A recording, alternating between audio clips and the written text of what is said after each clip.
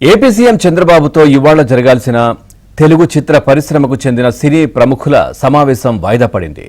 Schedule ప్రకారం ఇవాళ సాయంత్రం ఉండవల్లిలోని చంద్రబాబు నివాసంలో ఈ సమావేశం జరగాల్సి ఉంది. అయితే సమావేశానికి రావాల్సిన వారిలో ఎక్కువ మంది షూటింగ్లలో ఉండడం, మరికొంతమంది విదేశాల్లో ఉండడంతో సమావేశం తాత్కాలికంగా వాయిదా పడింది. ఇక సినిమా రంగంలోని పలు విభాగాల్లోని ముఖ్యమైన వారు అందుబాటులో లేకపోవడంతో మీటింగ్ను రద్దు చేసినట్లు సీఎంఓ అధికారులు తెలిపారు.